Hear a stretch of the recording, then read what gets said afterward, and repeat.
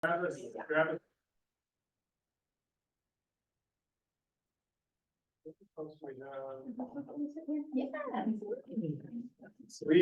may combine tables depending on how many folks we have in person, but for now, while it's. Thanks for coming tonight. We are, this is CAC meeting number 4. So we are getting into the weeds tonight. We're gonna talk a lot about policy. We have some math exercises we're gonna work on. So we have a full agenda for the next 2 hours. So thank you for coming out. Most of you all know me. My name is Alex Dupy. I'm with MIG. Seen you before. So can you introduce yourself? Oh, yeah. So last time I was in that little box. I have to see you all in person. So Sanjoli and also with in MIG. So yeah. Sangya is going to be presenting on some of the housing analysis and the policy work. He's been also doing a lot of the scenario planning as well. Sue, do we have, look at Sue, Garner might be joining us in just a moment. She'll be online as well, just keep track of where we're at. Maybe let's start at the firm there, just do quick introductions and we'll go to the virtual. Hannah Maynard, the planning admin assistant with community development. Victor Scarpelli is Executive Director of Support Services and Operations with Monroe School District. Jay Bold, Planning Commission. Carl Imola, EDAP. Nice, introduce yourself. I'm Lance Bailey. I'm the Community Development Director for the city. Randy Blair, planning commission. Tammy Beaumont, City Council. Jesse Robinson, Parks Board. Great, and audience members, introduce yourself since you're here. I'm Susan Davis. Lonnie Davis. Thanks for coming. On screen, Kate, introduce yourself. Hi, I'm Kate Turtlow. I'm the planning manager for the city of Monroe. Kate, where are you at right now? I am at a planning conference in Chelan. Nice place. Where it's probably not raining. It's probably not. Oh no, it rained. I'm kind of wet. And James, introduce yourself. I think you said James. Thanks. Sorry I couldn't be there in person, wish I could, but appreciate the flexibility being online. With Chisab, appreciate it. We also have Peggy Nielsen online. Oh, okay. Peggy, you want to introduce yourself? Hi, everyone. I'm Peggy Nielsen, library manager for the Monroe Library. Great, thank you. And we'll do our best. We're gonna do a map exercise, starting off the first part of the agenda. So Peggy and James, bear with us. We'll do our best to bring you into that exercise. Most of the meeting will be talking about policies, so that should be a little easier online, but we'll do our best to make sure you're incorporated into the map exercise as well. All right, so tonight's agenda, we're going to switch up the agenda that we sent out earlier this week. Instead of finishing with the draft future land use map, we're going to start with the draft future land use map. I figure it's a good way to kind of get the juices rolling a little bit, get a little more discussion going. So we're going to do a little bit of speed dating with the future land use map and start talking about, what do we want to see, what we don't want to see, starting to think about what that preliminary map might be later this summer. So we'll have an environmental impact statement coming out in the coming weeks. They'll talk a lot about this. So we thought it was a good idea to get it in front of you and get your ideas as well. So we're going to spend a little bit of time on that tonight. Primarily, just so you know, we're going to talk about at the goal level, housing, economic development, and land use.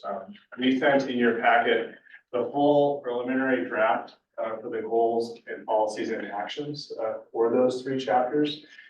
Just given the amount of information within that, we're not going to be able to dive down into every policy and every action, but so we're going to focus at the goal level, and then we'll talk, summaries about what's in each of those policies underneath that and gather input. I want to spend about a half hour, thereabouts 20 minutes to a half hour on each of those elements, so we can get into it really as much as you want. But you'll see within each of these within each of these sections, actions are treated a little bit different. So in some sections, actions are more bucketed. There's a number of policies that it applies to. Others are more specific to the policies underneath them. The reason why it's like that, we're still trying to work out the best way to bring actions into the comprehensive plan. So these are 3 different ways that we've been thinking about it. I don't know that we've decided how best we're going to do that yet, but so that's why I'm just going to flag that for you from a formatting standpoint, why you see those a little bit different. But so we'll talk about housing first. Sungyo is gonna step through that. We'll spend some time on the land use element as well too. And then we're also gonna talk about the economic development. So these are all in various stages of review. All of these should be considered preliminary. Planning Commission, City Council has seen some of these. Some of the committees have seen these, but not all of them have gone through the same level of review. Just given the timing and where we're at, we want to make sure that you have them for this meeting. But we can talk about that. And Kate, maybe I'll put you on the spot here in just a moment to talk about how these have been moving through those various groups and committees. And then we'll talk about next steps. So it'll be a full 2 hours. We have a good conversation about all of these pieces. This is an important time because we only have 1 or 2 more meetings, I believe. And then the next meeting, we're gonna bring transportation and we're gonna bring some other ones as well, too, which are also big topic areas. So it's important that we dig into these as much as we can and so we can get your input to take that into the rest of the groups. Grab a seat, doesn't matter where. Pick a table. All right, so before we jump into our agenda, first of all, I want to make sure, is there anything else we need to cover tonight? Any topics, anything that's popped up that we should cover, that you think people should know about before we get into it? Let me see. Anybody else be okay generally with what we're talking about tonight? All right, so from a project summary standpoint, just to remind you what we talked about at the last advisory committee meeting. We discussed the introduction of the parks element. We talked through those major pieces. The parks element, again, is we're not expecting any major changes with that. There are some land acquisition that's happened that will update, but overall, those goals and policies are already set. They were recently adopted, as late as last year. So they're in good shape. So we don't expect a lot of changes. We discussed the revised guiding principles. So we've taken your input and that is one that's gone through, I believe, City Council. Yes. So we'll talk a bit about that. So that's in good shape. We're starting to design that, actually get that into the format for the draft comprehensive plan to be incorporated into that. And then we also finished out with some preliminary economic development themes. So those are some elements that Community Attributes, who's our economics consultants, they did both a market assessment as well as existing conditions from an economic development standpoint for the city. And they identified some preliminary themes that we've refined, and that's what we'll talk about for the element this evening. So that's where we're actually getting to goals and policies related to what we talked about last. So we made a lot of good progress last meeting directly into what we're doing tonight. So for this, Kate, do you want to talk to us a little bit about what we've been doing since the last advisory committee meeting from Planning Commission, City Council, and the various committees that these have been going through?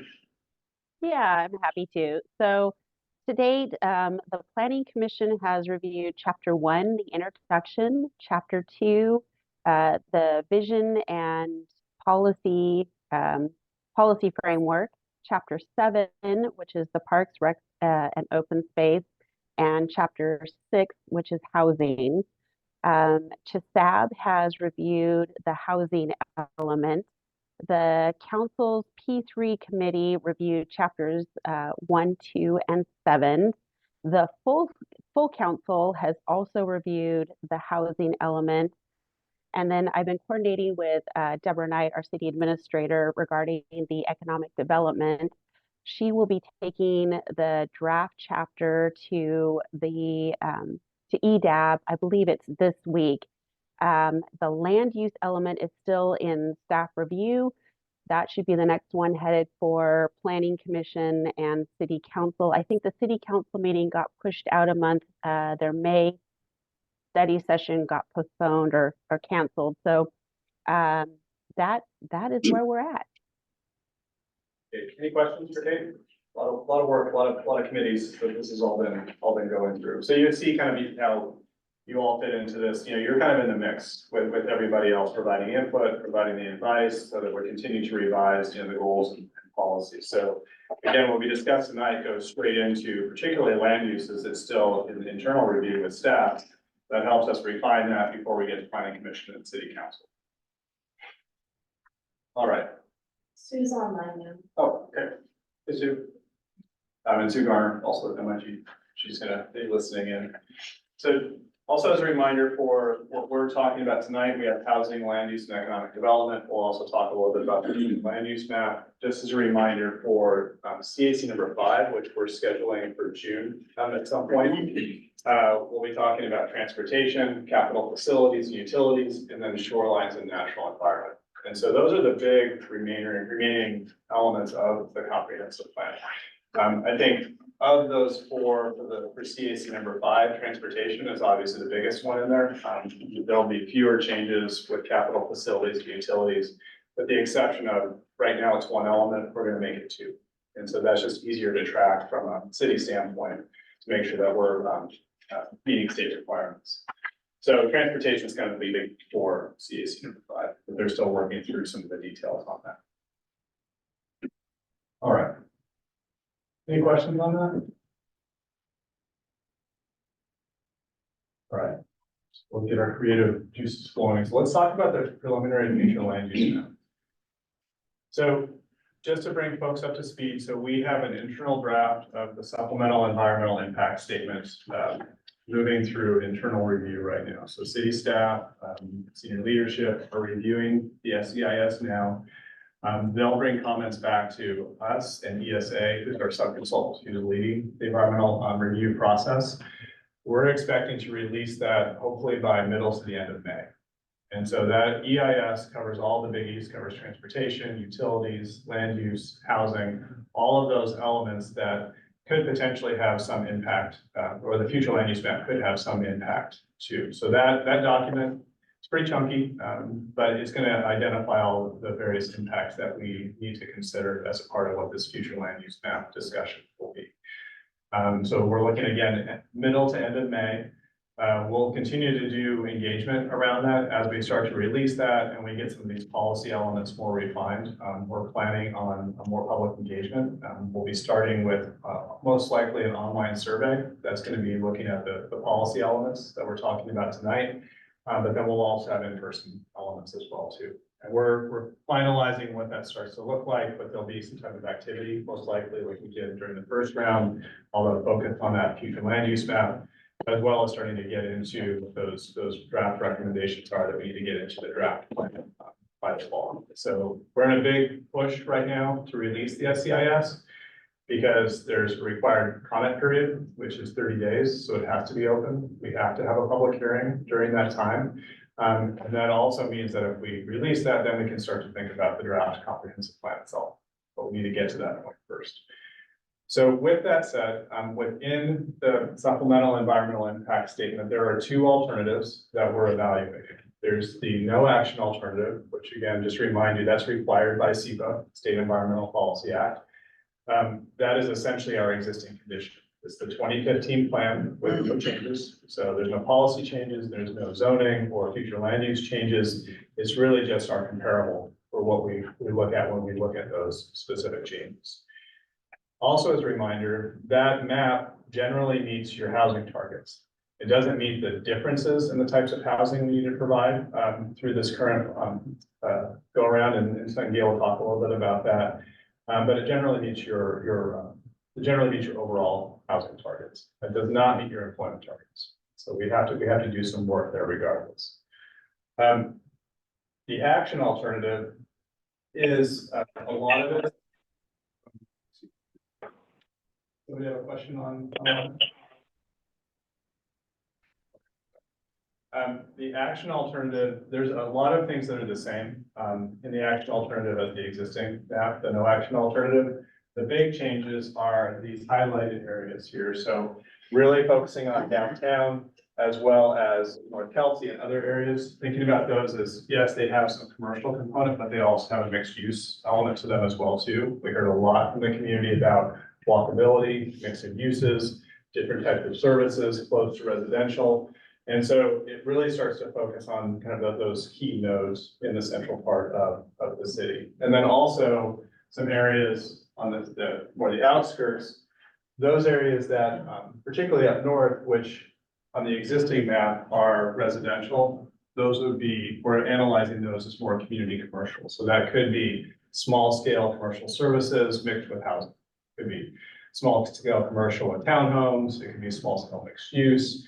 Not to the scale that you'd see in the central part of Monroe, but a different mix of uses than what's on the existing map.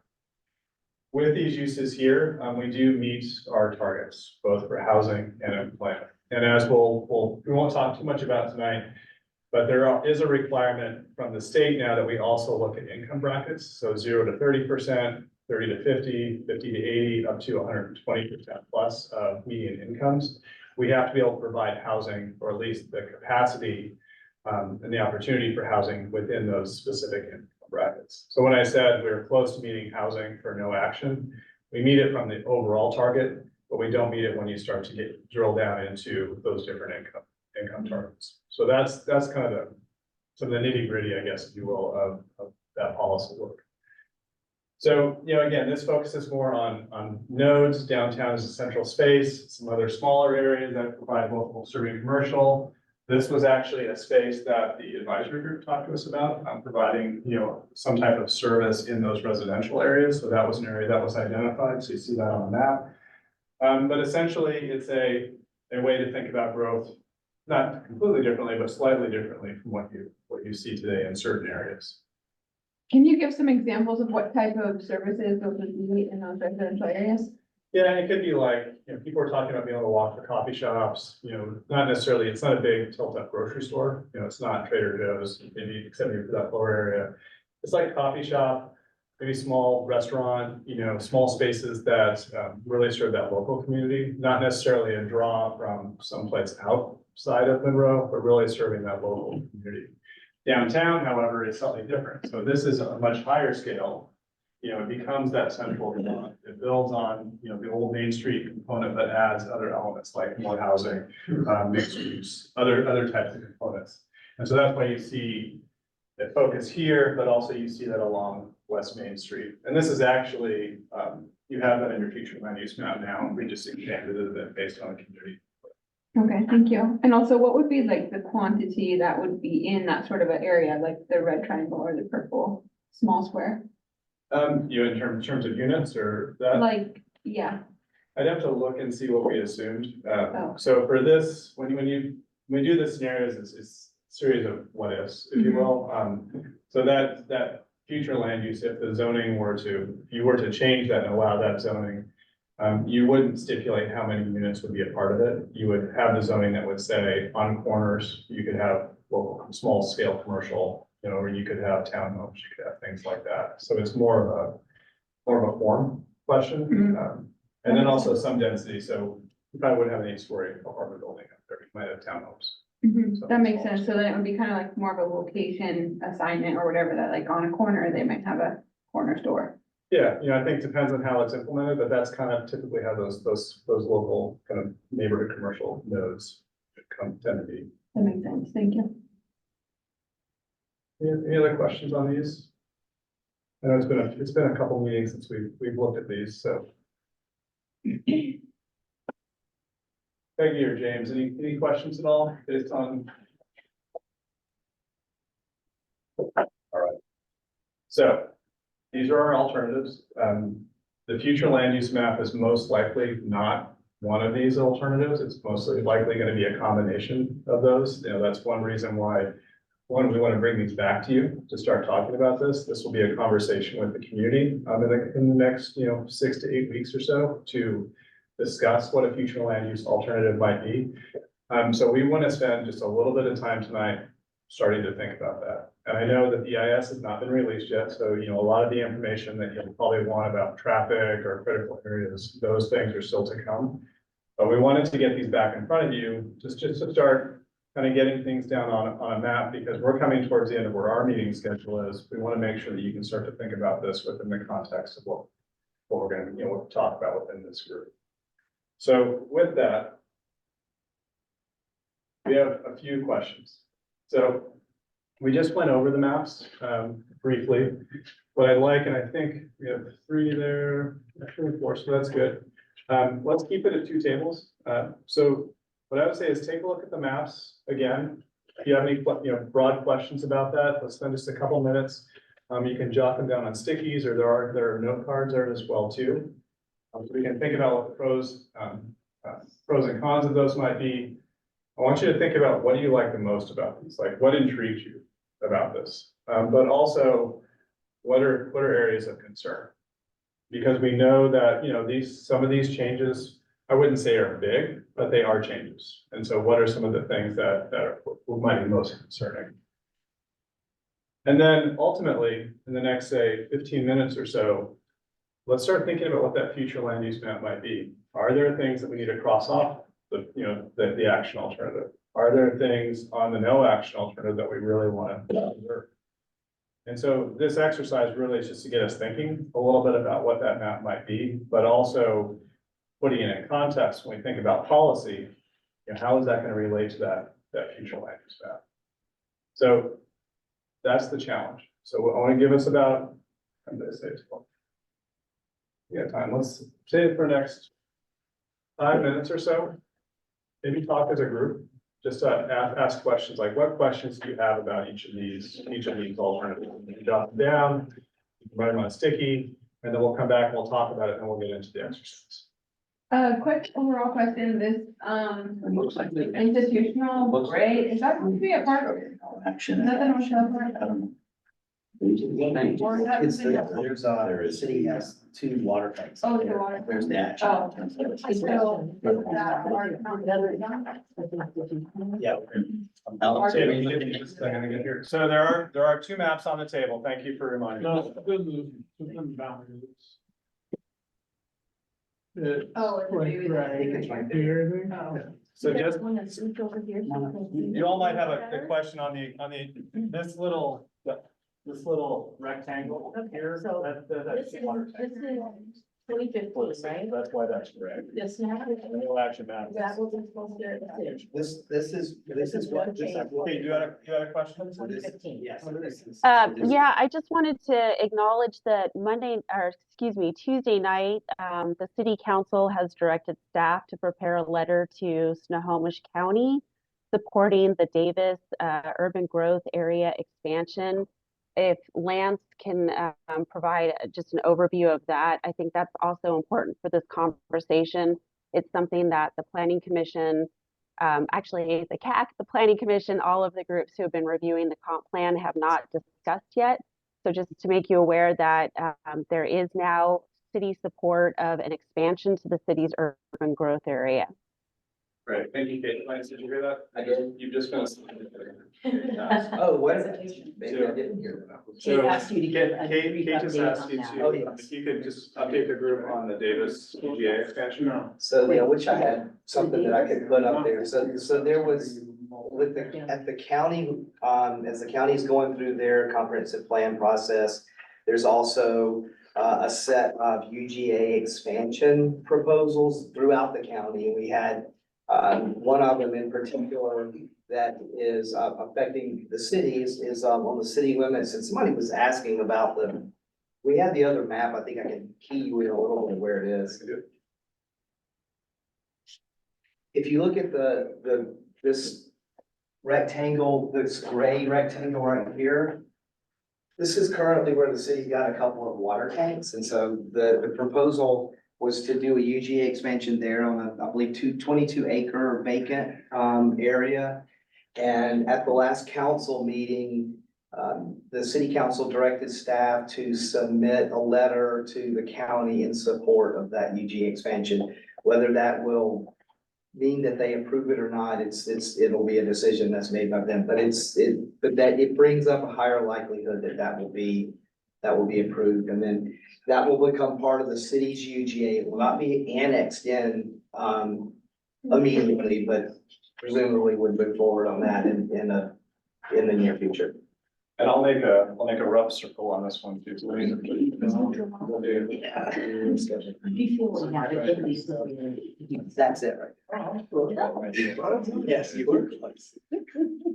All right, so for the next few minutes or so, what are some questions you have about this, for the no action or the action alternatives? Follows that. Are there anything that we need to talk about as a group to, before we actually dive into what could a future land use map look like? So on both of them, we're supposed to make suggestions on both maps. It's just, no, I think it's just familiarize yourself, look at what this says, this is your current, this is what your comp plan, It's right? almost 10 years old. Yeah, This is- this is something, this is an idea. Achieve. This is, And where did this come from? From just feedback from? this came from the community, a lot of this was community feedback, planning commission, city council, the committee, there's a conglomeration of all of that information. And kind of wait to try to get all the jobs out. Meets the targets as well as some additional kind of community desires for walkability, different types of uses within specific areas. Yeah. So we're looking at these and then answering those questions. Yes, Saying, yeah, what do you just like, what are you curious. concerned about, and what would the ideal map look like? This I like, and I also don't like because we both live right along here, and it would be nice to have the same mixed use. Meaning we could have the coffee shops and the little, I mean, you tell me, Lance, is this like retail kind of thing? Yes, I don't have very small scales, but we Okay, could. that's- It's supposed to, so there's no area. James, The mixed use would be service oriented. James, Whenever there's a good opportunity, no reason to interrupt everybody. It would be a lot. So Main Street right now is, well, we don't see it in our own town. Main Street is Main Street. And so that whole area from Toledo's on, that is what's houses, and people are turning houses into. And I mean, some of them are a coffee shop, like, you know, like a coffee shop, but then there's also like. It goes to the chiropractor. Where's the? And yeah, so then. James, Kate, and Peggy, can you all hear me? I don't feel like. Yeah, that's there's no- getting there's us- no- Hey, we- Alex, if you mute the L, I can actually facilitate maybe a small group with the online folks here. For the homeowner. So Lance, is there a way, like if it's in Main Street, Okay, perfect. I just thought it's better this way since you know, Peggy and James, y'all are here and I'm here, so I can facilitate. Yeah, sounds good. Yeah. So I think we're just right now we're just talking about the pros and cons of an alternative. So do you have any questions or any particular things you want to point out about this? I had a question. We've seen quite a few maps. Do you know if the action alternative map? So in some of the maps we've seen changes to recommended changes to zoning for the south side of Main Street, like the more residential area, I think. And it seems like maybe that has been revised a little bit. Is that the case? So there's the mixed use along Main Street. But the density so I think there was a little bit more density recommended in the south side of Main Street, but was that changed or am I wrong? I actually don't think that was changed, but we were looking, so along Main Street is going to be a little bit of a challenge because through our outreach, there's a great desire to protect the residential that is there as part of the displacement. And so there was a desire to put more residential density in North Kelsey and the areas that have not developed up on the hill. That being said, I was tasked by the Planning Commission to figure out a way if we could increase residential density in that general area, but by providing density bonuses to preserve the beautiful houses along Main Street. We had only talked about Main Street. We hadn't talked further south as you're heading towards the Skycomish Bridge.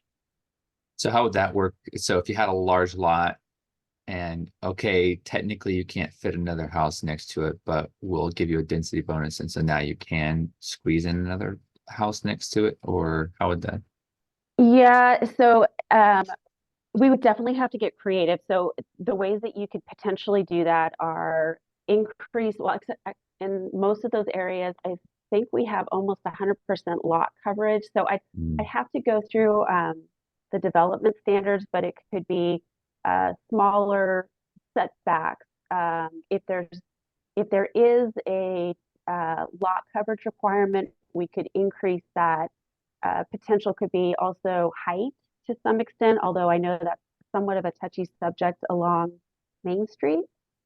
Oh, I In see. particular, trying to preserve the views of the Cascades. Mhm. So I haven't quite completely worked out in my head how to do that, but it's a desire to do a couple of things: increase density, but preserve the houses that are down there, because they are more affordable than these brand new homes that are being constructed up on the hillside.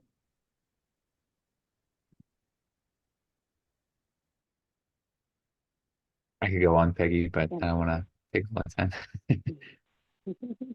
My only question for now is just some help with color coding. So I see the area right above Village on Main is the purple mixed use, but is Main itself the pinky neighborhood commercial color, or is it the gray industrial color? I'm having trouble telling. I know the screen is a little bit hard to tell, but I believe that it's that pink color. Okay, it is the pink. Yeah, so we are defining that as, what is it? Sorry, too small, I can't see it. Tourist commercial. Okay, Is tourist that right? or neighborhood commercial? Yeah. So, Tourist commercial. the tourist commercial is up by the airport and the fairgrounds. Are you looking at the areas that we're looking at changing, or the existing map, the no I'm looking action? at the action alternative Okay, okay. version. And so Yeah. it was along Main Street, that's all mixed use, which is actually, On Village specifically. so that one little square. Yeah, just a little Okay. loop-de-loop that Village Oh, I is. see, yeah. Yeah, so that funky little square actually was it's a correction from the 2015 comp plan update. That's where the Boys and Girls Club and the food bank are. Yeah. And the property was zoned residential when it should have been maintained the mixed use, which is adjacent to it to the west. Okay. Okay, that's what I was wondering about, because that's kind of in the area where the library is as well. And I was like, how is this going to Oh, the library is a little bit play further into? west, but that little square is the food bank and Boys and Girls Club. And so again, it's a correction from the 2015 map. Okay, gotcha. Thank you. That was Yeah. my question for the moment. Yeah, absolutely. Kate, I'm so glad you're here. My screen's not the best, so I'm like trying to zoom in and zoom out, but it's making it difficult. I'm so used to working on two screens. So James and Peggy, those are really good questions. Do any of those responses concern you? Are there any, do you kind of knee-jerk reaction, initial reaction to that? Or, based off of like your experience with the community and being an active member, any of that, does it resonate with you?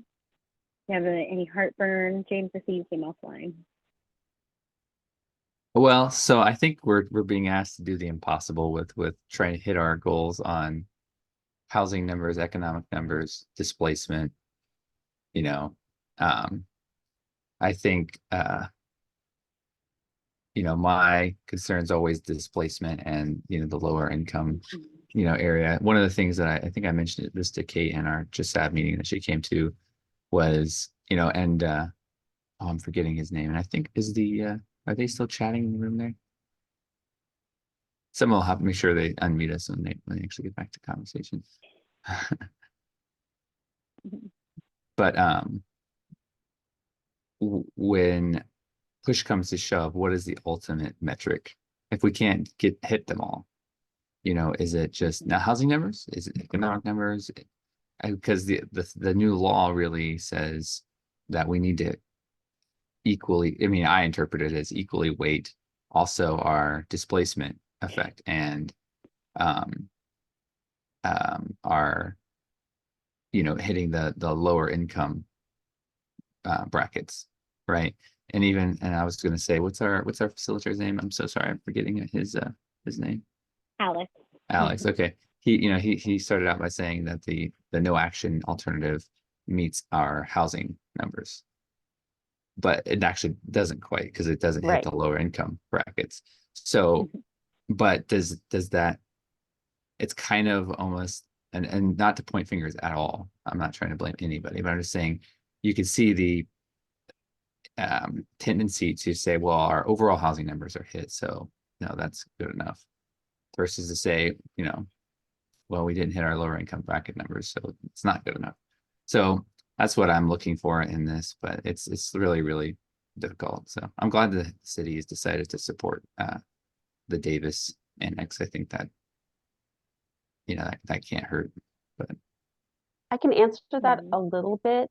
So with the last, it was one of the more recent changes to the Growth Management Act. We actually have to show our work and how we are working towards achieving our goals on all fronts every 5 years. So if we're not doing that, especially for the lower income, I think what Monroe, the honest answer there is that Monroe is going to probably have to have a lot more multifamily when you're talking about the lower income to find housing. And we need to continue to partner with Housing Hope, the Snohomish Housing Authority. There's another group out there called AHA, the Alliance for Housing Affordability. And really the conversations in the planning world for Washington State planners, this is not a solution that each community can solve on their own. It's going to be a collaborative effort with the county and the state. I guess I'm going to be optimistic and we're going to find a way, because I think the city is really banking on a lot with North Kelsey. We own that property, and so we really can hold out until we see the development we want to see. I know some of our senior leadership is also pushing for the areas that are in our urban growth area that have not been annexed yet. There's a desire, especially like the Davis property, is we want to actually, in order for you to come in, Monroe expects to see X, Y, and Z for housing. So I would suspect there will be a pre-develop or a pre-annexation requirement that you're seeing more types of housing that will be affordable to more types of people. yeah. So, You know, I actually invited Susan Davis to meet with Kim Toski, who's the CEO of Housing Homes and Hope Community Land Trust, and suggested the idea of, you know, part of a annexation support, so the city could say, you know, we'll support this if a certain percentage of your homes are CLT homes once things are said and done, in some form. And she, you know, and we talked about what CLTs are. She hadn't known about it before and was very impressed with what CLTs can do and what they offer. So that's good to hear. yeah, so that was one suggestion I made, like, hey, maybe, you know, if the city and, you know, CLT are saying, hey, let's do this, the county might even be even that much more. Yeah, no, I that's fabulous.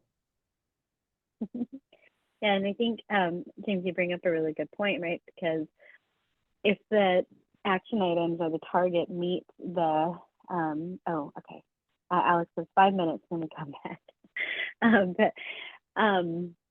If the action, or if these alternatives meet the overall, what does that actually mean for, you know, those income brackets? And then are housing prices just going to continue to increase, and what happens? So one of the things that we're doing in this next round of public engagement is really starting to talk about priorities, community priorities, and trade-offs.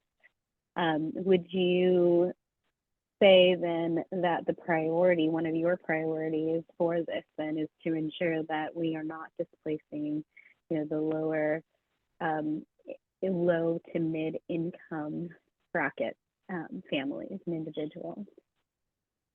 Yeah, I would say so. And I would say even one step further is to think of our sub community of the Hispanic population, who you might only, let's say you only have, say, instead of having, I don't know, hard to put numbers to it, but if it's the vast majority of those who you displace, even if it's within a range, are all within the same community, then you're Mhm. disproportionately impacting that particular community.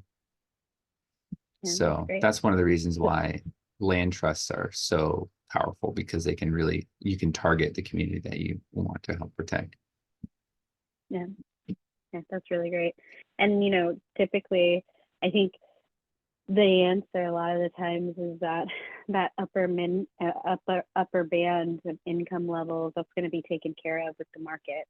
But really, you know, we need to respond to the, you know, lower income or mid income brackets. And the way you do that is through density and through intensity, right? Because it costs less for multiple properties or multiple dwelling units on an acre than it does for, you know, when you cut that into, you know, 40 units, if you can get 10, right? Sometimes, you know, that's the cost of affordability, right? Is density and intensity. Peggy, I wanted to ask you, you know, what are the key things that you think that a preferred alternative has to have? So the thing I like about the alternative view that I'm seeing here is that it does have quite a lot of the mixed use space along Main, especially sort of in the southern, like southeastern part of town, because that is an area that doesn't have as much in terms of amenities, like food access in that section of town is one thing that I frequently see and you know, encounter in the library and around our work in the library. We do have the food bank down there, but that's kind of a specific use case. But at the risk of like drilling down way too specifically, if there was some way to highlight like mixed use commercial opportunities that brought in like grocery store or you know, produce mart or something that gave people other opportunities to buy groceries without having to cross the train track, that would be really good because you know, the grocery outlet's good, but it's also up in the historic part of downtown and not down in that kind of easterly or west, I mean, northeast, southwest, yeah, westerly area of town. That's great. Great. So we've got prioritizing housing types within all housing, for all housing or for all income levels for all. So proactively protecting against displacement, and then encouraging and really providing opportunities for, you know, mixed use commercial services that really respond to the needs of the community. So access to food, making sure that that's dispersed. Anything else? I know we have a small but mighty team here. So Well, I would just James, I see you came off on. I mentioned again the idea of just everyone considering and looking into how CLTs can be used and maybe considered when we're looking at the zoning and those kinds of things. CLTs, is that right? Community land. 45, I want to make sure we still have 3 policy items we have to get through. So I said this would be quick, but I saw. Thank you. All right, we'll unmute folks. Sue, thanks for jumping in for the folks online. So let's just do a quick report out. So the reason why we did this is one, we're not getting our future land use map tonight. It's really just for us to start digging in and thinking about what those key elements might be. So what about this table over here? Sung Gio's table. What does somebody want to talk about? You know, concerns or where you want to go? What is your future land use map look like? In like 2 minutes. Probably the concerns, I think, that we thought there's not enough space for industrial or jobs coming into the city where people can come to here to work and live here. That would probably, I think, kind of what I heard was the #1 concern. Still needs room for jobs. Still needs, yeah, where there's not just 1 or 2 jobs, something that would bring in some kind of manufacturing or we haven't been able to come up, at least I didn't hear us come up with the exact thing, but enough that it'd be more than 2, I'll call it. So That's That's our base. That's our base. We're not asking for a lot right now, but we're. Start small and build. Yeah, and that would entail all the property that was earmarked for the industrial areas. So what about your ideal future land use map? Aside from the jobs element, are there specific things that really concern you, those colors on the map or the changes? Does it feel like it's moving in the right direction with, tweaks, obviously? But anything on there that you want the group to know about that you talked about, like for that future map? I think we talked about traffic, Traffic, as in getting. the congestion. Yeah, and that's more people, more cars, right? And then I guess I'll take the school part of it, the safety piece. When you put that many cars on the road and, I call it just observations, a lot of cars pile up at different times of the day. We've talked, it's not consistent yet, but I think long-term, if we do create this density, What does that look people like? are still gonna, what's it gonna look like? Is there gonna be parking? If there's not parking, is there some kind of public transportation nearby where people can be mobile to get to where they work? Because our goal, we thought of is we'd love people to live in Monroe and work in Monroe. So you just set us up for our next meeting when we talk about transportation. All right, let's move on. Let's move online. James or Peggy or Sue, you want to talk about, I know you all had conversation. Somebody want to talk a little bit about what that, and James, I know you had a comment as well too, so I want to make sure you can bring that in. I think Sue got to kind of a summary. I'll let her kind of read out what she came up for us, and then if I feel like I need to add anything, I can do. Okay. Punching it back to me. So our group, really, we talked a lot about the priorities, right? So like, what's the preferred? And we all agreed prioritizing affordability in the housing types and not just zoning for it, right? And designating those land uses, really providing opportunities. So using community land trust as a way forward, partnering with affordable housing builders, and then also food security as well. So what we really liked is that, mixed use, that services are dispersed, but not just, again, having it be a paint a color on the map, but really providing those commercial opportunities for folks to have direct access to food without having to cross the train track. I think we talked a lot about those too, but I think in the bigger picture for me, right, as a planner, as I'm listening to a lot of these conversations, is all of the things that come along with that. So it's the programming, it's the implementation of it. So while, Future Land Use Map is a really great guide, what I'm hearing from the group online was that the programming and the implementation needs to be just as strong. So, Peggy, James, Kate, did I miss anything? No, I think my main concern is just really the displacement factor, especially in our Hispanic community in the south part of town. Trying to mitigate that. All right, this table, what are? Do you guys mind if I? Discussion. So we ended up talking a lot about some specific areas, the two, proposed changes of the, general down commercial, the red, on the corners, those two.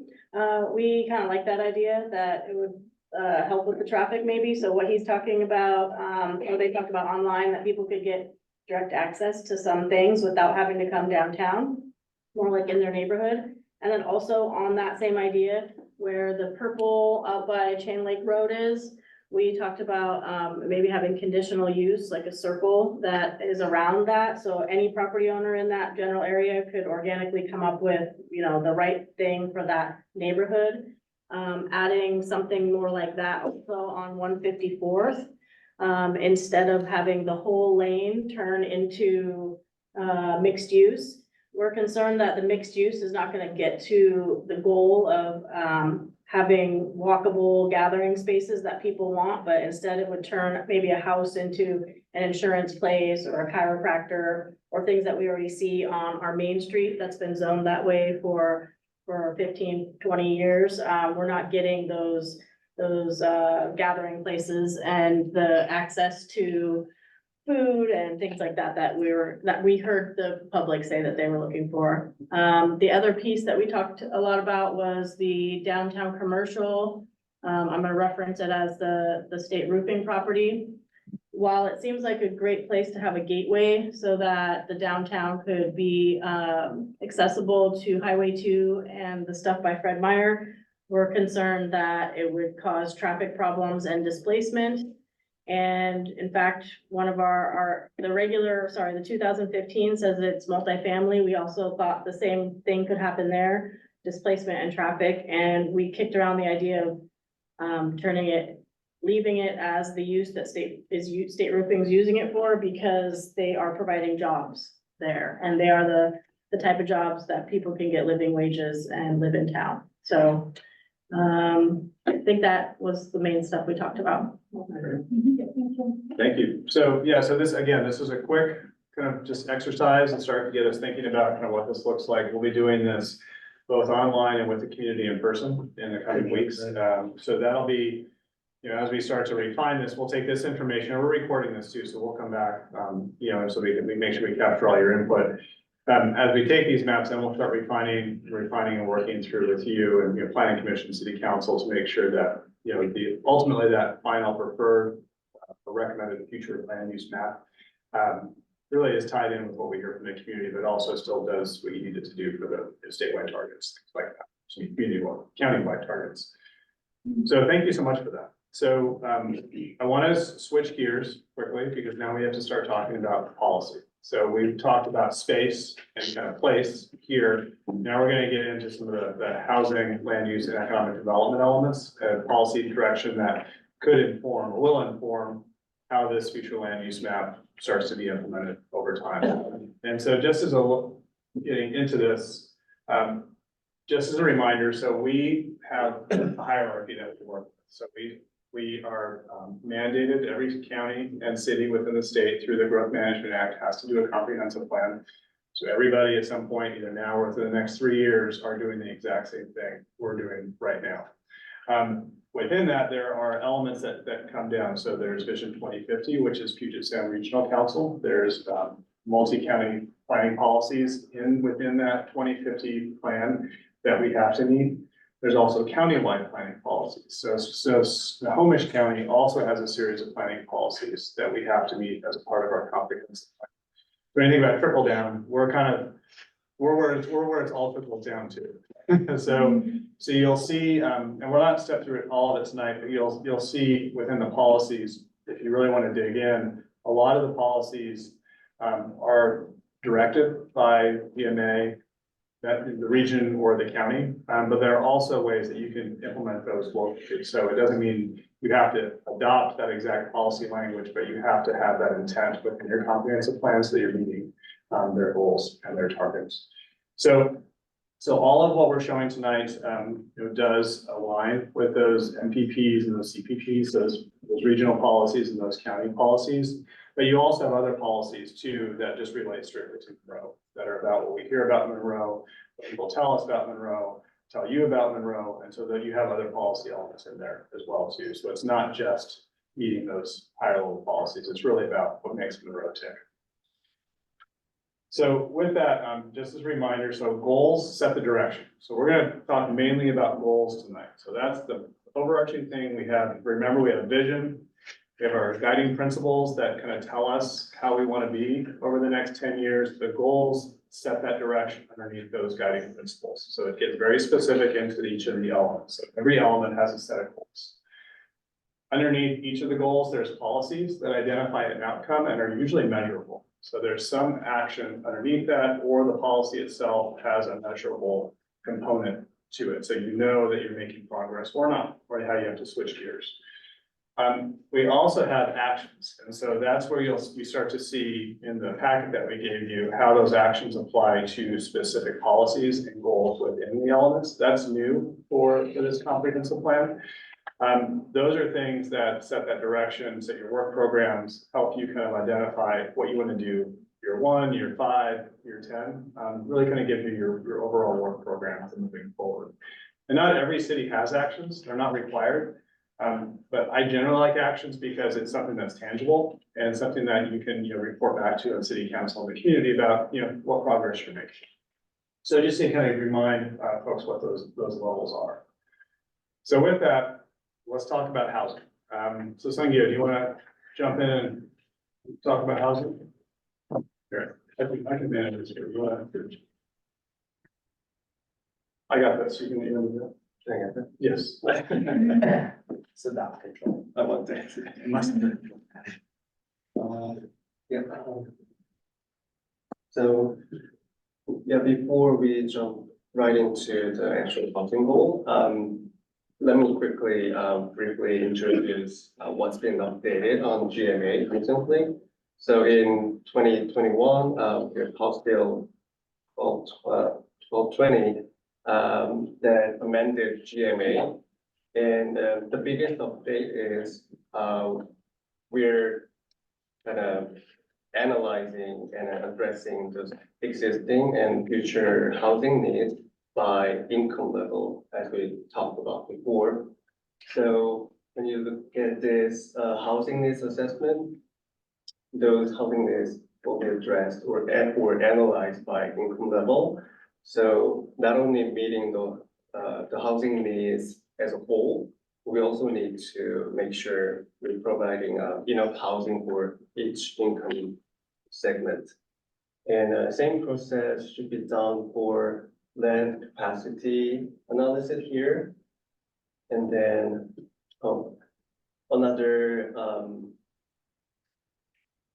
addition to this requirement is we're supposed to include policies that expand moderate density housing through our policies.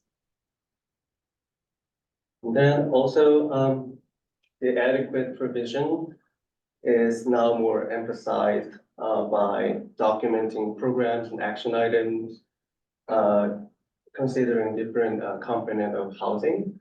And this last one, racially disparate impact, it's a huge addition to this requirement.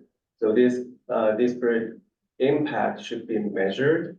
And also we need to identify any regulation or policies that potentially result in some racial disparate impact or displacement or exclusion. And not only just identify them, we need to come up with policies or regulations to undo those impacts. So those are the requirements. And these are all new to this go around. So last time you just had to meet your target for the city. This time we have to break it down, which is why, like for no action, you meet your housing target, but you don't meet it by when you start to look at those income factors. So there's that digital analysis and the racially disparate impacts analysis that gets to, a lot of what James was talking about is, do what you propose, could that displace folks? Could it displace people of color, people with lower incomes? And so we have to be able to address that and identify policies to the greatest degree practical and circumvent that. So that's a big deal, and you'll start to see when you dig into the policies, there's a lot more of those. And I expect we'll add more housing policies as we get into. So let's take a look at our housing goals. The goal 1, increase the diversity of housing types in Monroe. And this bullet point is not policy, but general description of policies under each goal. And so our policies will promote developing diverse type of housing in density and size, and also ADU will be also encouraged. And the goal 2, support the development of housing that meets needs of all people living in Monroe. There are different kind of housing needs. We can easily think of housing needs for different income level, as we discussed. But there's also special needs housing, which is for some senior group or unhoused people or people, persons with disability. we can support with incentives or any specific program to meet all needs of housing, all kind of housing needs in Monroe. So maybe let's stop there, just to get some input. So for housing that meets all needs, one of the new elements is emergency housing. And so that's a new element that cities have to look at, and that includes, do you allow, hotels as transitional, motels as transitional? Do you have those certain elements in your code? I believe, that's something we're confirming. I think Monroe already meets that based on your code, but that's something, we got to confirm with Commerce as well too. We also heard, and Kate, correct me if I'm wrong, it was either planning commission or city council, but talking about seniors, as you said, it's an aging population, but also, there's age 18 and age 65 are very similar in a lot of ways, is that, income limited, but also want similar amenities. And so how do you provide housing that meets all of those various both age groups, but as well as incomes? Yeah, I just the only thing I would add, it actually came up at a council meeting, and it's the concept of aging in place. So if you've been in the community in the same house, you should be able to, go through all of your life stages. And there was concern that development, if we're trying to look at different types of housing, the increased pressure by developers would entice somebody, or they would feel the pressure that they have to move out of their house. And there was, which to me gets at that, the whole displacement conversation. How do we mitigate displacement or locate housing in areas where we can protect the existing housing stock? So it's not just your people who don't have cars, but it's also the ability to stay in your home throughout your life. Any comments at all on this? Or stay in your community, because if you did sell your house and you were a senior, you actually wouldn't be able to find another affordable place to live if you wanted to stay in this community. My question is, so there's the number and then there's the little bullet. On here, the number is, the wording is exactly the same as the goal. And then there's, some other goal or policy numbers under it. What is The that? bullet, where does that? I don't see it as an action, and it's just like more of a summary. Is that gonna be included eventually, or Those are general summary of policy under each point. So would it be on the final one, or that wouldn't be on it? So the reason why we have a ton of policies underneath each of these, and so just for us able to present these to you, what we did is we present the goal verbatim out of the policy framework. That bullet essentially just summarizes the policies underneath. So there's all, so Brandy, to your point, those bullets, those words show up in the policies underneath, but you're not gonna see that bullet specifically underneath that goal. It's just to help us help you get through. some Okay. pieces. But if you do have specific comments on those, I mean, that's, we're here to listen to that, it's good. yeah, let's move on to goal 3. James has his hand raised.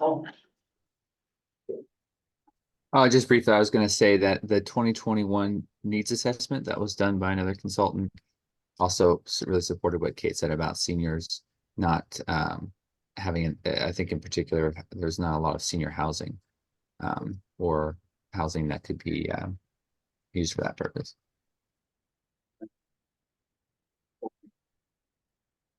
So goal 3, promote housing production in close proximity to employment, services, and transportation options.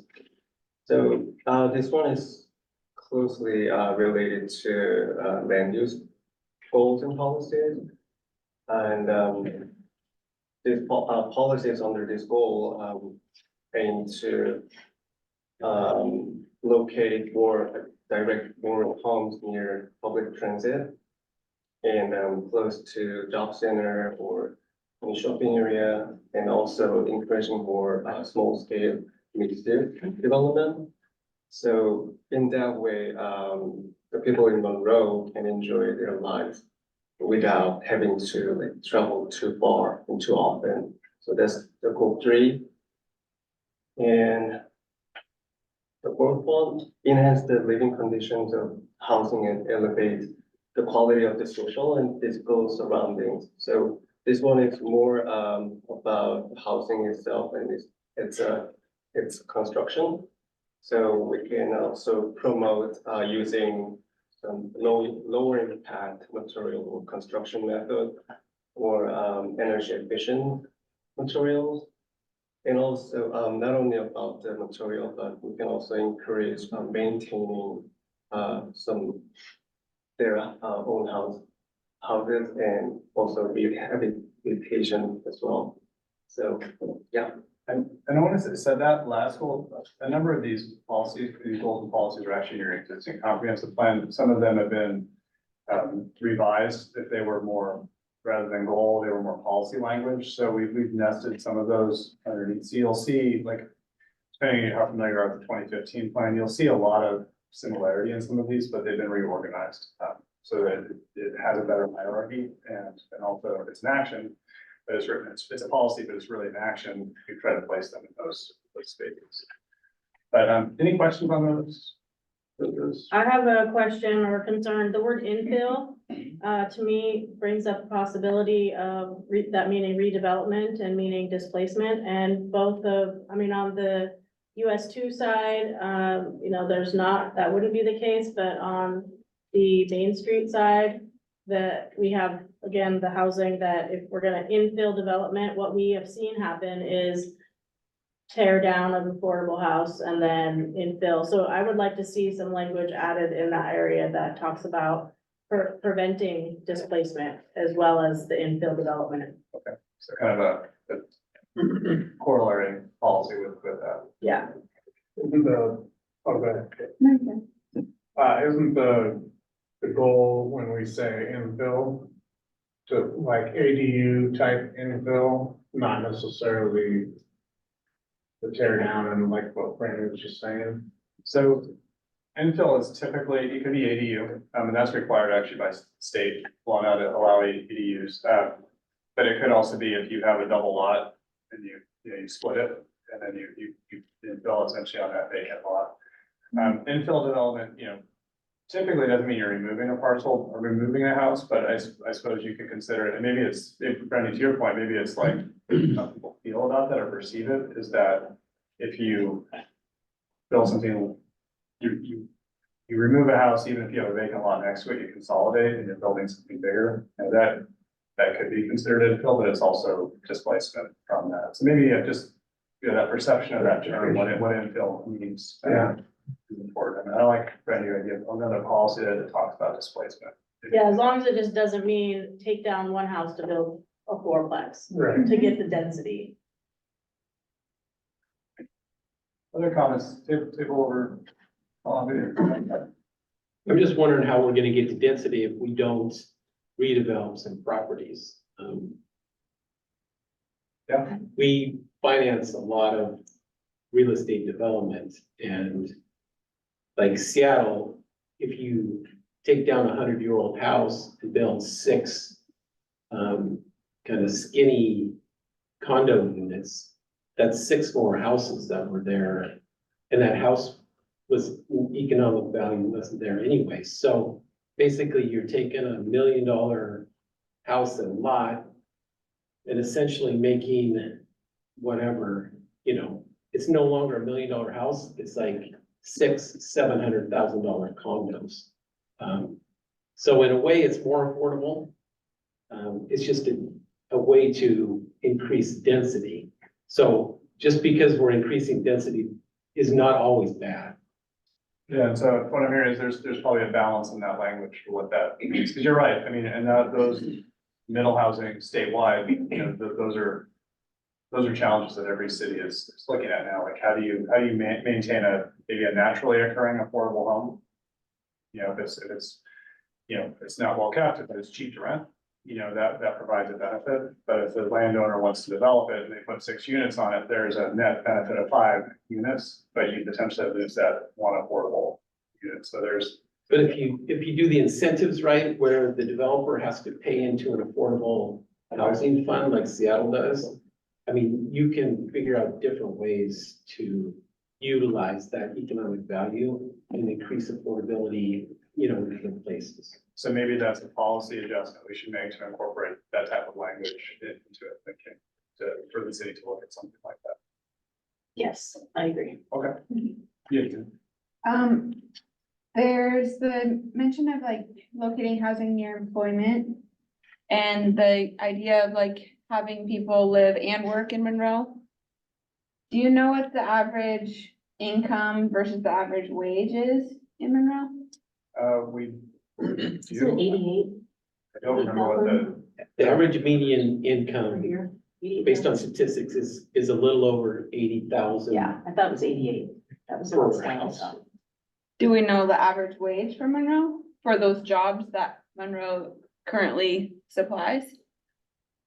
So I will jump in. We did ask, CAI is the consulting firm that's been helping on the economic, and Alex, you can correct me, but I believe they were able to remove the Department of Corrections group population. And if you take that out, the per capita, which is kind of like that comparison to figure out the big house down to an actual person, and again, this is average, so you've got people above and below, is at 38,000. But that's not specifically answering your question. We can get back to you. I know Chris Collier with the Alliance for Affordable Housing has provided that data to Monroe previously. Per person? 38,000 is 19 Income? bucks an hour. The 38K was the income per person That's- average or? Household. Household It's was the, 80. Yeah, yeah, that's- the per capita. Okay, is there any information that shares the average wage of jobs in Monroe? Meaning I don't per remember. hour? Yeah, I don't remember if we've asked that, but we can definitely ask we can ask CAI or Chris Collier if he has that information. Yeah, I don't have it for me. I want to say our economic analysis had that information in there, but I don't have it. I can't remember. It was in there. I feel like, I guess that seems important to me because if we want to create affordable housing, then it's like, well, what's the wage that jobs in Monroe provide? So then that we'd be looking for how can we match what our, housing is to what our jobs provide. And maybe that would also mean providing, maybe having affordable housing would also mean attracting businesses that pay higher wages. So the houses that we have are more affordable. Yeah, and that gets to, so the county provided the city, based on incomes, the amount of housing that the city has to figure out how to provide by income band. So again, 0 to 30, 30 to 50 and up. So the future land use map, and you'll see this in the EIS, the table, at least from a zoning standpoint, can meet at those levels. That doesn't mean that 0 to 30 is a for-profit developer is building that type of housing, but from a zoning standpoint and a land use standpoint, things that the city has control over, we can meet it at those different income bands. But the county did provide, and Kate, correct me if I'm wrong, the county did provide. Did provide those that we'd have to meet based on assumed incomes. Okay, so they gave specific amounts for specific income brackets. Okay. Kate, They did it, and that's adopted. That was, I believe it's adopted in it's either the countywide planning policies or the Snohomish housing, needs assessment, which we, all the cities in Snohomish County agreed to work with Snohomish County to develop these numbers. So last summer, the council agreed to methodology C, which divvied out for each city the number of housing units by income, and that will be included in this chapter. James, you had your hand up. Or had your hand up. Yeah, kind of what we're talking about now, and also going back to what Jay said about, if you take a older home and you're able to, get 3, 4, however many houses out of that, that are lower, they're higher density, and so typically more affordable than the single family home. I just want to mention that, like, in that example where you take that older home and you make 3 or 4 out of it, that's where something like a CLT can be an excellent option to preserve affordable homes because you can build into your policy. You know, if you have a lot and we'll give you even a density bonus, you can include it in a density bonus.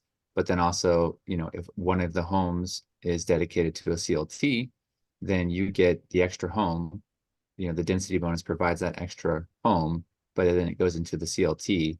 And the CLT, which is a community land trust model that guarantees that home is affordable for a 99-year period and can be renewed for another 98 years. And the CLT can partner with the city exactly what it needs. So you can specify what median income you need it to be affordable at, 60% being one of the lower ends. So you're not necessarily going to have, you know, below 30%, but you can have the fairly low income through a CLT model. And a city of Renton, for example, did that with a development called Willowcrest that you can look up.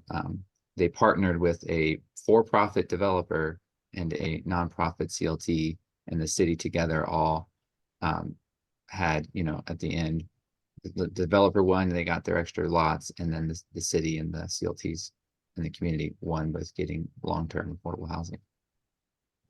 So James, we could potentially add some policy around community land trust as, you know, potentially implementing action or ways to be able to provide more affordable, permanently affordable housing. All right, any other questions on housing? Are we gonna go over the action items next?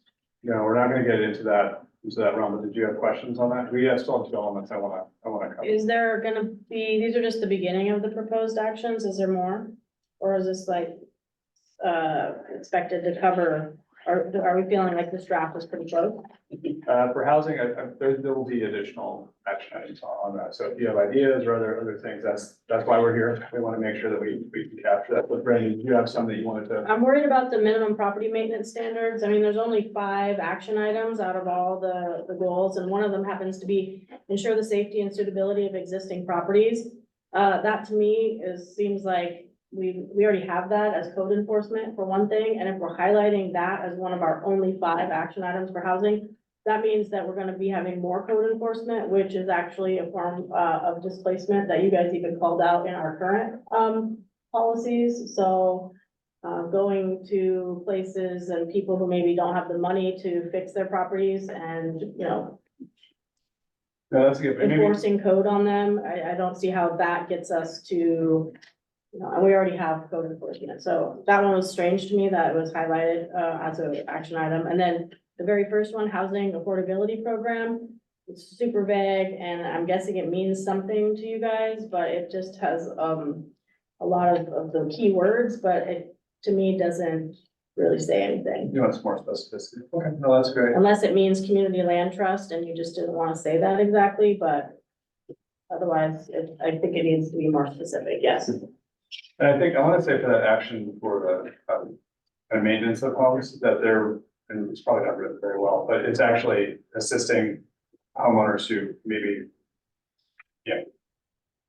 they have issues that they need to be able to address, but they can't because of cost or other elements. You know, are there ways to, you know, kind of maintain that home so it doesn't get to the point where it's in a state of disrepair that can't be lived in.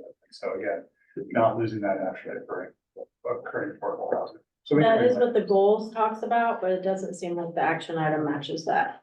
No, thank you for that. Any other comments on kind of getting down into those? We'll come back again. These are first cuts, you know, that we just want to get these in front.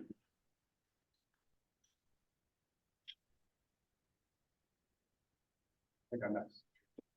All right, so let's talk about housing. So, chapter 3 housing, there are a lot of policies in housing. So you'll see from between the 2015 plan and the current plan, there are a number of goal statements as well as policies and a lot of actions underneath each of those policies. And so this is one where there is a degree of change between the last plan and the current plan, but a lot of those things are actually already within your comprehensive plan. They were just been reorganized or rewritten.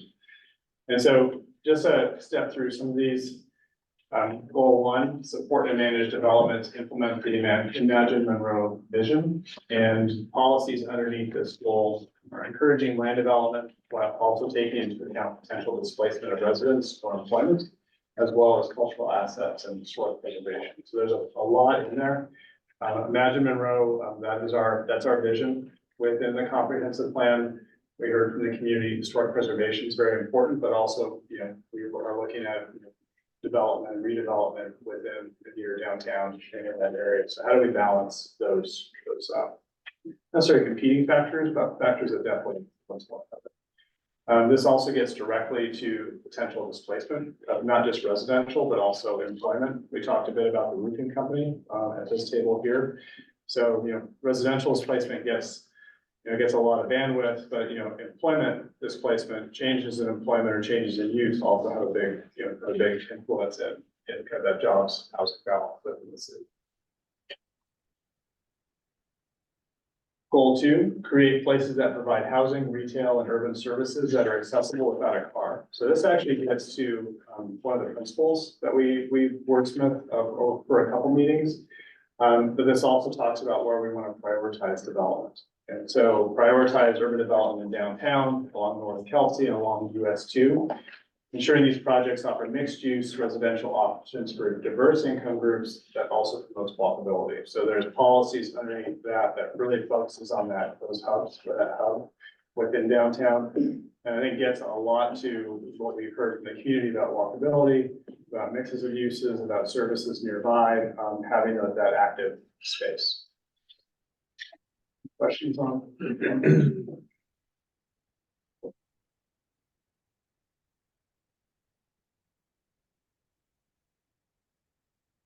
Goal 3, connect land use with multimodal transportation, with a multimodal transportation system that focuses on creating walkable and vibrant neighborhoods. So this is the land use transportation type. So, and you'll see when we present on transportation, Transpo Group will be doing that. This is really about not, cars are not going anywhere, but there's alternatives to vehicles with bikes, there's pets, there's transit. We've heard loud and clear from the community, but also, through the vision, even that we want to make sure that we have options. We want to make sure that, people can have the choice of how they get around. And the high school kids, were adamant that there's options besides driving a car, especially if you're 15 and don't quite have that license yet. So this is also, gets to mobility and environment, vehicle trips. This is one thing that we're not addressing in this comprehensive plan, but you'll need to in the coming years, as you have to add a climate element to your comprehensive plan. Vehicle miles traveled is a key indicator for greenhouse gas emissions, and so that's something that you'll have to address as a part of your element that you'll be doing in the coming years, and that's a state requirement that you have that adopted by 2025. So that's not quite done yet. You'll have to come back on that one. But so reducing vehicle trips is a big deal. And so that's part of that compact development cost. Goal 4, manage open space and natural habitats to improve the environment and reduce conflicts with development. So this is this ties directly to your environment and shorelines element that we'll be talking about at the next meeting. But this really focuses on low impact development in Monroe, which is how you address stormwater, it's how you, pervious surfaces, how you make sure that, you have less of an impact than typical development of the past. And that really how we integrate most current effective design standards to mitigate damage from natural events. So you have good zoning in place to people to generally stay out of the floodplain. That's great. A lot of that's park space, but there's still other elements like stormwater. We have a lot of tree damage from some of the winds that we've had. So how do we place our houses, but also fires? A lot of cities are starting to go to defensible spaces and other elements to make sure that, particularly in those kind of fringe areas, and I'd say Monroe, or on the edges, is there's a lot of trees. How do you have those defensible spaces to make sure that your property is safe? So that starts to get at those specific elements. Any questions on those goals or policies? Again, a lot of these are in your existing comprehensive plan, just to reword it. All right, goal 5. Balance future annexation interests with protection of the natural environment. And so I believe this is an existing policy within your goal. So this addresses, annexation areas that are within your existing UGA already, how they come in to the city. If they do, what does development look like? What are the critical areas on those sites, wetlands, steep slopes, other areas? That's actually something that the community has talked a lot about in this northeast area. Let's see where we at. Yeah, right, up in this area where we're looking at annexation. So if it's annexed, how developable is it? And what are you gonna put on? So that policies are different policies to address that. But I think just one more for land use. Encourage cooperation and collaboration between government entities and the community to assure effective and transparent governance. So this is also an existing policy within your comprehensive plan. It's a little different than what, kind of your typical land use policy. This is really more how government operates and relates to other governments. This is also, from a, streamlining licensing and permitting processes, how you work with the county, the state, tribes. One of the requirements for comprehensive plans this year is that we have better consultation with the tribes on our plans. So this is one that starts to get to equity policies for kind of streamlining and effective governance from the land use side. I have a comment on this one. So I think the city of Monroe is doing a great job with collaborating with the community. One thing that we don't do though, people outside the city limits do not get the same kind of voice as people inside the city limits. And then we end up impacting them by annexation and stuff. And I would like to see us start to incorporate, all of our Monroe community, that calls Monroe home, even the people outside the city limits. So it's maybe even that goal 5, where it's not just about the natural environment, it's also about community impacts or community discussions around it. Great.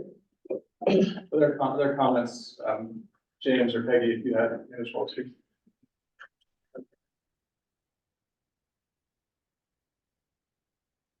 And so land use, this is a reminder, this one's an internal review right now, so staff are still reviewing this one. That I know there will be modifications to this as we move through the planning commission and city council. But this is probably your biggest element within the company. So there's a lot of meat there and a lot of action items as well.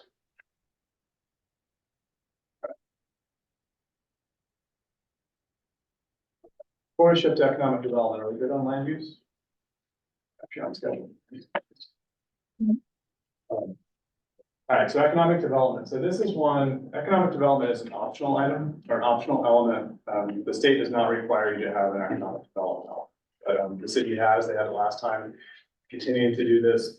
I would say economic development is really important, particularly when we think about housing and land use. What is the, to your comment earlier about incomes? Can existing employment within the city buy or afford homes or even afford rents within Monroe? What does that start to look like? And what are the specific strategies to move city of Monroe forward, both from an economic standpoint, but also just from kind of self-preservation. How can you say self-supported within that? So this is something that Community Attributes has been working on. And as Kate mentioned, this will be going to EDAP here the next week or so. You said, Kate? Yeah. So we'll continue to discuss this. And these are based a lot on the themes we talked about at the last meeting. All right. Goal 1, be a great place to do business. Pretty straightforward.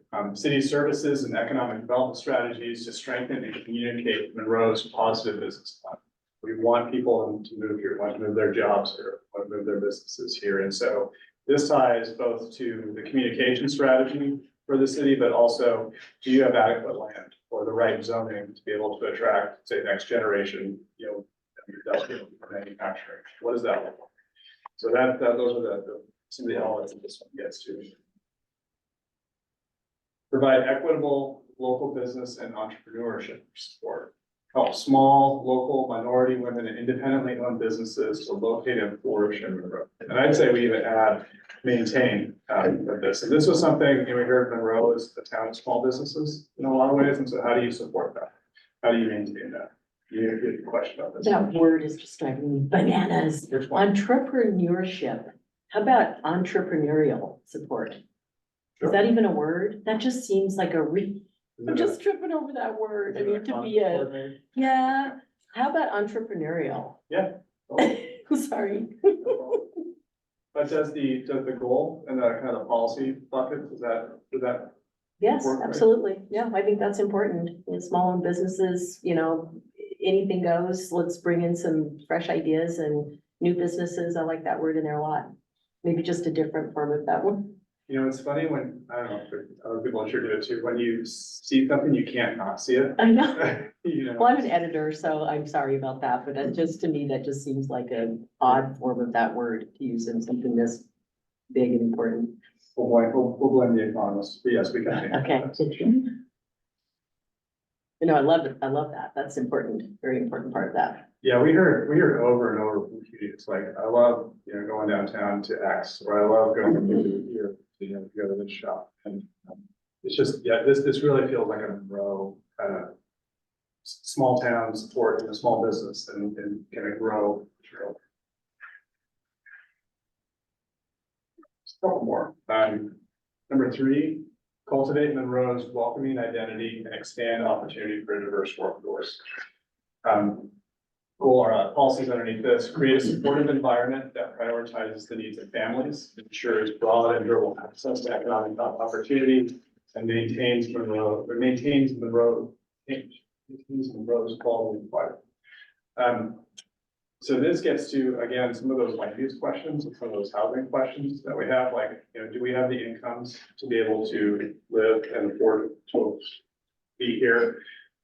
What does it mean from our vision statement in terms of kind of the Imagine Monroe qualities? Like, does this evoke that vision?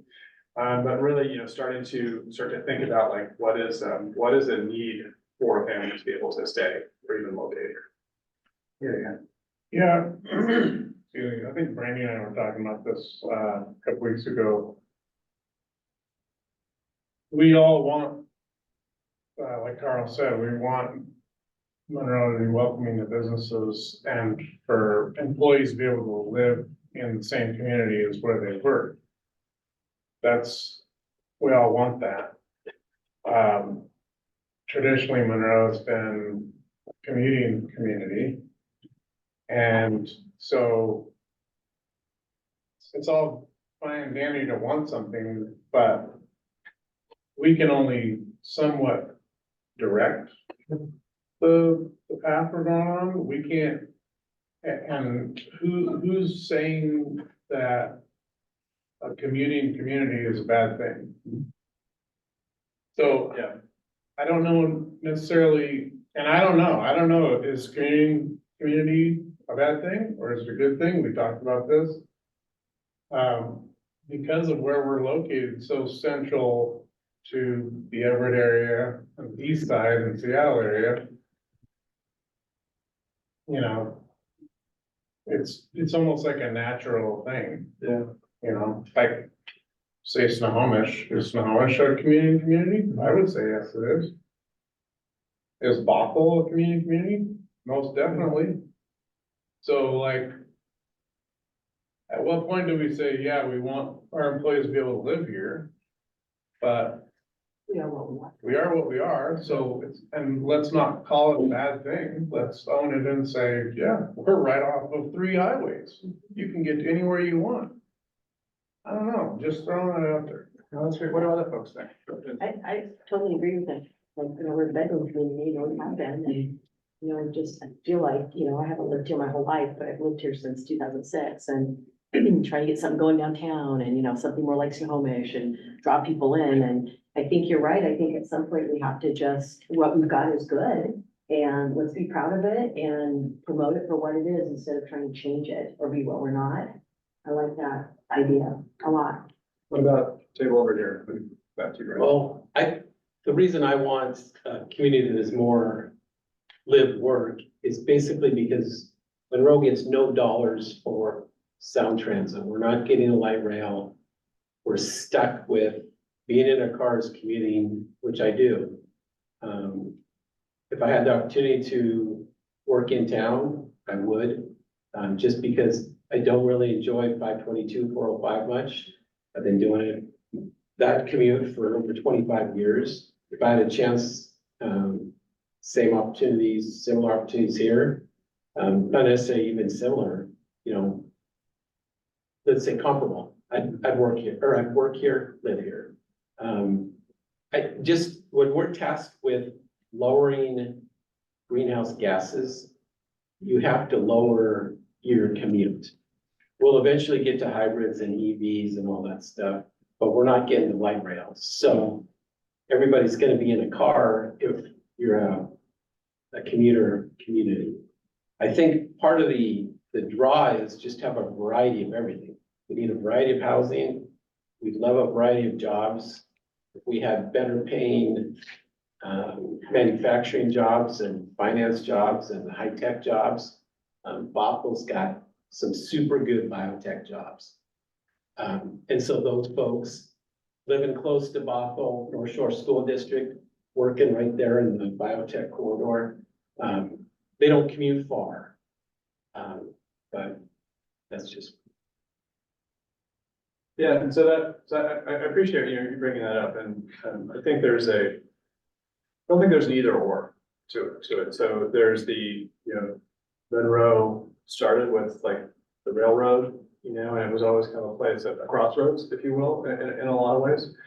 But so how it grows and evolves, I think what I've heard from community, and I think Jay, what you're talking about is a lot of its identity as well too, is that it's not just, Monroe's not just sand-colored subdivisions. It's also Old Town. It's also, small businesses or, larger businesses that would locate in the industrial area, for example. I don't know that this gets away from, I don't think maybe we need to add this, I don't think we're trying to say that people shouldn't commute out of Monroe to work, but I think what the community is saying is that there should be opportunities to be in Monroe as well too for services or. Is that fair? Yeah. Do we have any stats on how many people work here, telecommute here, and how many are traveling outside to work? That would be interesting to see those numbers. Yes, we do have those stats.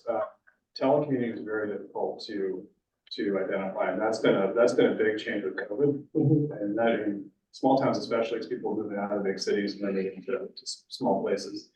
That's really changed both the employment mix, but also it's just a hard thing to track on, who's working at their kitchen table. Yeah, be great to have. But those the numbers. planning commission, we had a presentation and it was like 60% of the people leave, and then of our workers, 60% come in. So it's like, Okay, the wages, people living in outlying areas where it's less cost to live, come here to work for the lower paying jobs. People that have the high cost of housing have to go outside of town to get it. And it's almost like exact numbers of people switching. okay. Yeah, no, Brandon, that's a good point. Yeah, it's not just about people living in Monroe and working someplace else. There are people coming into Monroe and working as well too. So it's two-way. I want to say our economic analysis had that information in there. We can pull that out. and get That would be that really to you. interesting to see. Let's get that. It seems, James, sorry. oh, You go, James, and I'll come back. Appreciate it. Yeah, I just want to add a couple thoughts. So I agree with Kevin's kind of premise that, it's difficult to change what Monroe kind of has naturally been of a commuting community. So, and I think it was maybe Jay, but somebody else was saying, the climate considerations and reducing travel time or commuting distance. So a couple of things I would mention is that reducing people's distance to work is not the only way to reduce their travel. Another great way is that people don't leave town to recreate or to, instead of going to Snohomish, they just stay in Monroe. And so I think really focusing on building a healthy community of businesses that supply the things that people need for their daily needs, their life activities, so that they don't need to travel for that. They don't need to drive to Costco in whatever town they have. They rely on their local businesses to provide them what they need. And I think it gets at a much bigger picture issue, which is having sustainability so that we are eating the food that's grown by the farms near us, that we are using the things that are within our community, and that also reduces our climate impacts because we're not relying on highly processed products that all are based on, oil and, greenhouse gas emitting systems.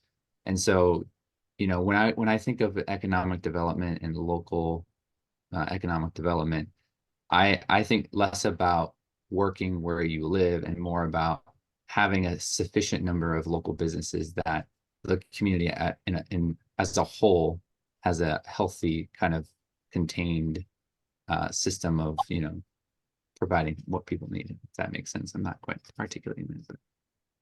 Yeah, that doesn't, so I think what I'm saying is that there are kind of there are climate elements to having, kind of be able to get services here as well as live. It doesn't mean that we're not driving to other places for some locations, but to be closer to some of the things that you would use on a daily basis. Is that fair? Yeah, exactly. And with local ownership kind of perspective, So maybe with economic development, there's an added goal there that kind of ties sustainability or, that element into it. Because you're right, James. So VMT will be something you'll have to look at for your climate elements. And you look at vehicle miles travel, for all services and employment, those numbers get big. And so how do you address and mitigate that? Maybe there's a new goal in here, or even in land use, place we could start to think about that. That was what Jane said was a lot of similarities to some of the ideas I had, which was about how that kind of the structure of Monroe currently is that, people commute from outside of Monroe to get jobs here, and then we commute to the bigger cities to get, jobs that support our livelihoods here. And that's kind of just what is. So there's a certain amount of just embracing what is, but then like that question, is it good or bad? Some of the benefits of working within the town that you live is like how James mentioned, that sustainability, how there's even encouraging movements of like having home gardens and different things like that, where we can sustain ourselves a little better and have just less of that global impact. And so there's that benefit there. And then also, money is important, but also time is important. Like people get tired of that extra hour spent each day just commuting, and like how much more could we put into our community or our lives, just having that, staying closer to home and having that extra time.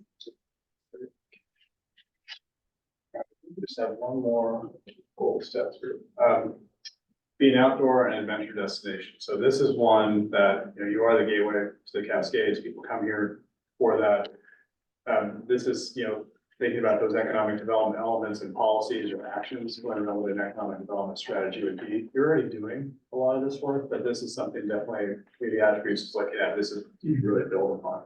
So people are definitely coming through, but you want them to stop downtown and have lunch on their way, or you want them to grab goods, on their way. You want them to, stay for a while. So capture some of that on their trips. So it doesn't mean that it's only tourists. Actually, this is also supporting local businesses as well as locals who live for, a lot of folks to be able to get out into the outdoors. And so that's an element that CAI identified as something, key that we can start to look at strategies. Is there any way to emphasize this one? Like, Make it bold. yeah. Well, you like the outdoors? Main goal. Other ones all secondary. I think this is where actions come in, because you can prioritize, like, if this is a really important policy and you want it to have actions underneath this, these are things through a work program that city council could prioritize if they want to, or staff could work through. So I think none of these are ordered in terms of hierarchy. But if that was the one that folks really wanted to focus on, put some actions underneath it to put the strategy in place to be able to start to do it. So yeah, sure. Or we can make it like green. Flashing. I have two comments on this one. One is, it talks about identifying local tourism and lodging. So again, talking about right outside of our city limits is event destinations. We have Sky Meadows that brings people here a lot that stay in our lodging. But when we aren't recognizing and there's nurseries, there's probably 5 plant nurseries, and people actually come here to shop at these nurseries. And when we're not identifying that those places are bringing people to Monroe, and that's also preserving that outside ring of what people think of when it's a lively center surrounded by nature. I think that we already have that, and we fail to recognize that sometimes. And bringing more people here, impacts the people who already live here, and the city of Monroe needs to talk to the Department of Transportation about Highway 2 in order to make this successful for both the tourists coming through and the people that already live here. Great, thank you. Want to go on record for that, sorry. One element is, it's right in the middle of your tent is also the fairgrounds. The fairgrounds is going to have a revisioning process as well right now. Like we're involved in that. And so they're looking at ways to, what's the next 20 years for the fairgrounds, and every time I drive by, there's nothing going on, but I know there's things that happen there. So how do you make it more active? Pierce County Fairgrounds is trying to do that themselves, where they're becoming a weekly destination as opposed to something once a month. So that's another element that's right in the mark. Do you have a comment? Yeah, I was just gonna comment too. I agree with what everybody said. I think something that's real important to people, and unfortunately our economy puts us in this place, but affordability. Yeah. I know when we think of Monroe, do we think of it as where we're gonna come to shop before we go to the pass, before we go to our cabins, things like that. And I think that's a piece too, that I can tell you coming from a small town. If you can make it affordable, people will say, hey, I don't need to buy my stuff in Seattle before I go to Stevens Pass. I can stop at the mall, or I can stop where I'm at, even to buy your lumber. I know that makes a big impact on the community, and you want people to come here and spend their money here. Yeah. And that I see a lot of times too, as we think of traffic, gosh, if I stop, I'm not gonna get back on that road. Or it depends on the time of day. Cause I know even with the district, we've tried to do a lot of work with busing our kids to Maltby is just unbelievable how much time. But I think of the affordability piece, people would do that and stop, even if it's for a cup of coffee or whatever. Cause if you drive towards Salt, you can see where people will pull off to buy their things. So I think if that's a focus when you're looking at it. Yeah, so maybe there's some branding element or. Some branding like what of it. that means. I mean, that's all part of what an economic development strategy would do. So I sense some excitement about like this, but also, not everything's good. More people, more traffic. How do you address? That's how do you address this? One just really quick thing, because I know we need to move on, but I just wanted to make sure you did indicate that the bullet items are a paraphrase of Yes. all of these. Okay, because we've got create a supportive environment that prioritizes the needs of family, which is way too narrow. And in the verbiage here, it says all ages and residents, which is really more what we're focusing on there, not just families. So I just wanted to make sure that that's Yeah. not going forward. That's just a paraphrase. Yeah, any of the bullets, we were just trying to save you 75 slides of, kind of dense. Families are included, but there are Others too. single people living in them as well. That's Yeah. absolutely. So there's, and those catches are great because, again, these are very draft.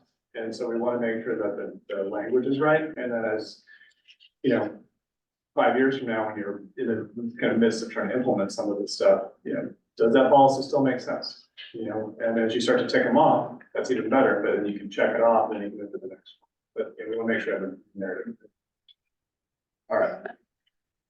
Any other questions on economic development? I'll ask you. Oh, I guess. The plateau here is 2 more. So number 5, establish thriving and accessible centers and commercial areas throughout Monroe as vibrant retail hubs and community gathering spaces. So this again gets to some of those land use policies where there's a direct tie to having that hub, North Kelsey, downtown, those areas really focusing on those as attractive and interesting places. US 2, always pops up. I think the previous comprehensive plan looked at a tourist commercial zone, in those areas. I don't know that we've changed that on either of those maps, but yeah, how do you enliven spaces? And they could be different space, like tourist commercial could be, bigger box retail, it could be hotel, these kind of those things. Downtown would be different, so that, again, those are summaries, so that's summary of some of the policies, but making those active spaces, having them defined. And then for this one specifically, these are tied to some land use strategies that we just talked. The last one. All right. Any questions at all on economic development? Sounds like this one we're on the right track for a lot of funding. I think housing, we need to do a little bit more work, but land use is getting there as well.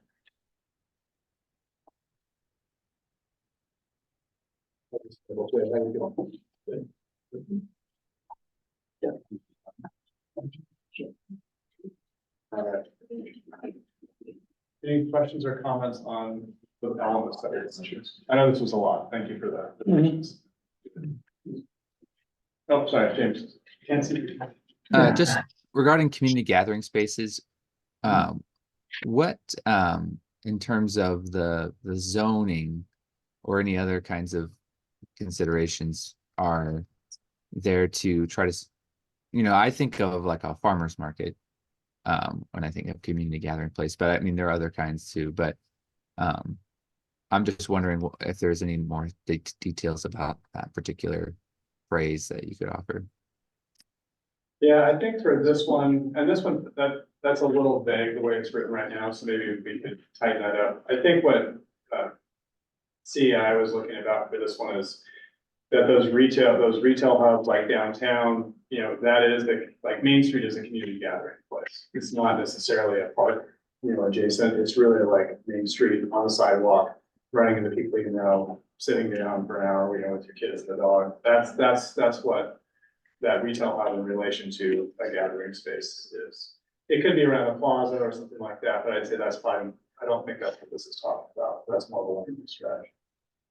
In that case, I would just suggest, thinking about some way of working in a farmer's market type space within the downtown. Currently thing happens at the theater, which is across town, and because that would also provide a lot of opportunities for small businesses.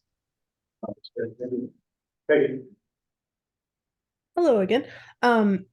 One thing that I want to add on to the discussion of community gathering spaces is that a piece of feedback that we've gotten at the library a lot is that there are no large rooms or centers for people to just have meetings or events. So the library is one of the few that's in town. So if there's a way to call out or specify that community gathering spaces need to include that kind of dedicated space where people can hold their meetings or events, that would be great. That's great. Thank you, Peggy. So you're saying that the library is really the only space to have that, but it's pretty competitive to get those spaces? Is that? We have a lot of availability, but we do get booked up. And the feedback we've gotten is that for groups, especially larger groups, like, your HOAs or your community hobby groups that need space for many people to come together, there just aren't that many options in town. And so if we were able to create, this exciting, vibrant shopping center that also had a community area included or something of that nature, I think that would really be a benefit to this town. Thank you. I also saw community gathering spaces in a little different light, like Peggy said, like a place for people to get together if they need a large space to gather. That's not a park, but something indoors. And then also including like that vibrant, exciting option of like a fun place to go, somewhere to spend. Yeah, especially like, I know a lot of, probably at the high school, you maybe got this feedback that they are looking for places where they can go hang out and have fun. So it would be good to have that. I'm not sure how the fairgrounds coordinates with the city, but if there's any potential to like, create something there, that seems like that would really make sense as far as like, just everybody knows that as a place to go and have fun anyway and gather, so. I know we've got school district person here, but we've talked for years about trying to do something with Central School, which is at Fremont Ferry, and create some kind of a central gathering place there. I know it's filled with asbestos. We've even talked about having a farmer's market there somehow. This is pie in the sky, and I know the district owns it and isn't planning to sell it at this point, but that's the kind of community gathering spot that's one block off of Main that would bring people in and be a cool place to go after you go skiing. Hey, let's go to this cool old place in Monroe and, have a brew or like pizza or whatever. So that's one place, Jesse, exactly, that I'm on completely in agreement with you that we need a cool, funky draw like that where people could gather and have community meetings too. Yeah, no, and that could be an action, identify a space and do that. The city of Renton, they're downtown, it's called the Pavilion, and they have a park in the front, but it was in 1950s. It was a used car or a car dealership on the, I want to say, there's actually cool pictures of that. They converted that to a public space, that was public, space, but it was too large. And so we had big events there when we did their downtown plan. But they had a hard time renting it out, so the next iteration of it now is actually making it part of a food hall with public rentable space on the side, so it's kind of right sizing it, but also having that attraction that gets you there more than, the oddball wedding or, kind of one-off thing, so it kind of builds on that. So, I yeah, think that's, some of the vendors at the farmer's market now have indicated that if they did have indoor space, they would be here year round and create a draw like that for tourists and cool places to go and eat and, yeah. right. So James started out asking, how do you zone for these community gathering places? So what is the answer to that? Is that a park? Or is it something that you create if a new development's going in, it's a planned residential development and you make them make a community space? Like if they're gonna redevelop the businesses on US 2, or how do we get these? So I think the community gathering spaces, I think that's a little misleading in this goal. Not that it's not important, but I think what CAI is talking about is like Main Street as a gathering space. So you wouldn't zone Main Street for community gathering, but by how it's designed and what surrounds it, with businesses being able to, essentially come out onto the street, that becomes the gathering space. If it were like farmer's market, for example, that would be a zoning.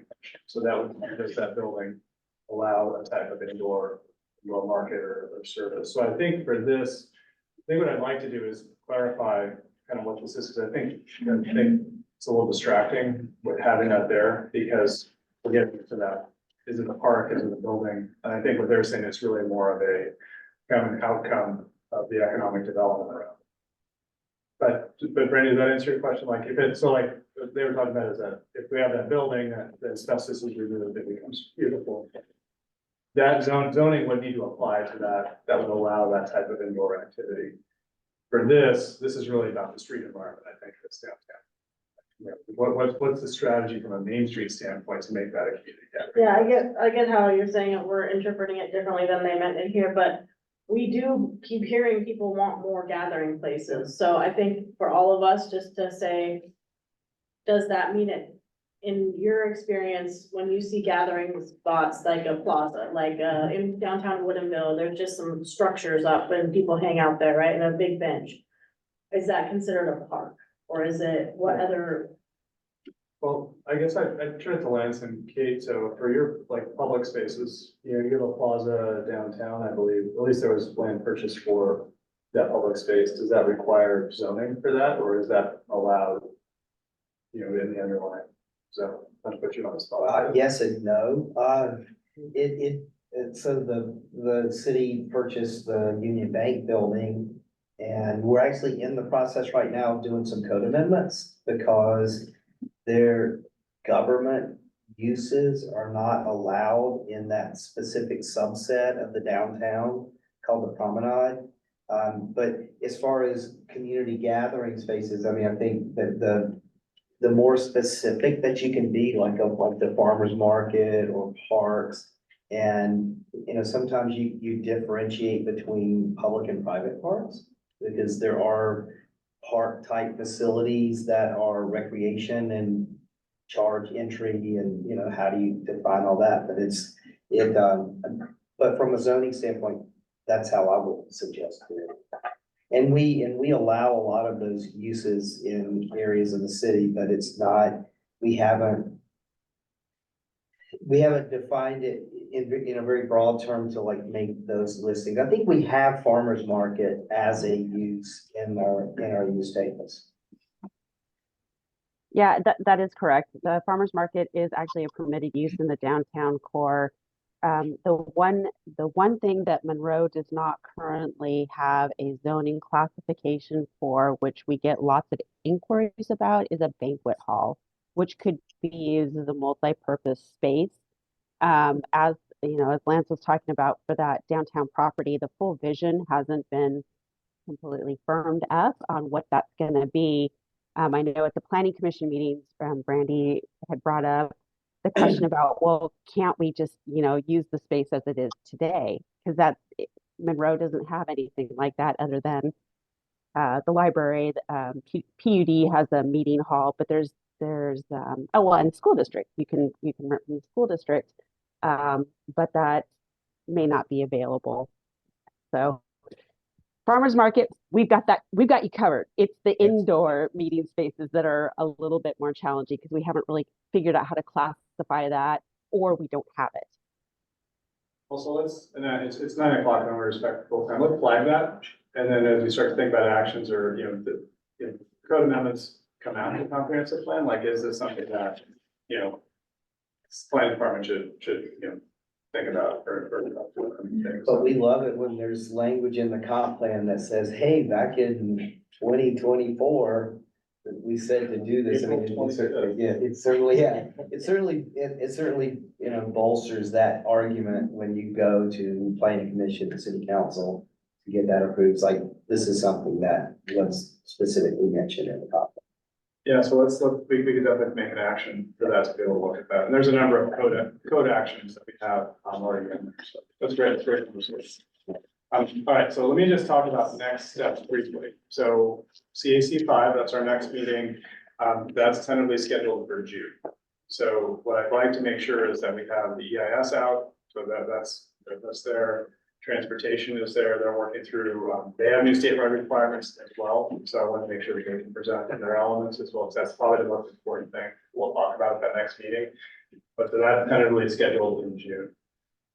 We will continue to have regular planning commission updates, city council study sessions over the coming months. And as Kate said, we're going to EDAP for the economic development element we just talked about. So all of that is continuing to happen. The draft environmental impact statement, we are hoping by the end of May that will be out. So it is important that we get this out sooner than later, because if we don't get it out, that backs us up in the fall. And then I start having challenges with our state schedule. So we're still on track, but we got to get it out here pretty quick. And then we are also planning for community engagement activities. We'll probably start a survey end of May, I think is what we're shooting for, which will start to talk about these high level policies, probably just at the goal level. I think there's so many, but just to get people's input on how they feel. And we have a full online tool we'll be using for that. We'll also be doing pop-ups at in markets and other elements, and then doing some public in-person farmers market. Yeah, farmers market. And we got a cool game for this one as well too. Do you have a permit for the farmers market? We have a. Janelle's gotta let you be in. The city has a booth, reserved at every farm market. So the departments kind of rotate around. Okay, well, Yes. So we're legit. So with that, thank you so much. I know that's a lot. Really appreciate everybody's time. Any last thoughts or comments? I know we're a few minutes over, but just make sure you need burning questions that. Are you waiting to set the date for June? Just, it would be helpful if we had that date to put on our calendars. Yes, I need to talk to Kate. Okay. I have some vacation at the end of June, but I also want to make sure that we have transportation to be able to show you. Thanks. For some reason, it shows July 25th, or maybe that was supposed to be a next one. I think you're right. Maybe it is July. Maybe I just missed. I think it is. There were tentative dates that were sent out, as a meet the date. I can find it in my. That's perfect. So never mind. June. July I'll be back from 25th. vacation. Well rested and so thanks for. Yeah, so it sounds like July 25th. July 25th. Okay. Good. Yeah, by that time, Good catch. EIS will definitely be out and reviewed. Public comment period hopefully will be closed by then. We'll be talking about transportation, those elements, and we'll be getting into the draft future land use map element gaps. Thank you all so much. Thank you. Thank you. Yeah.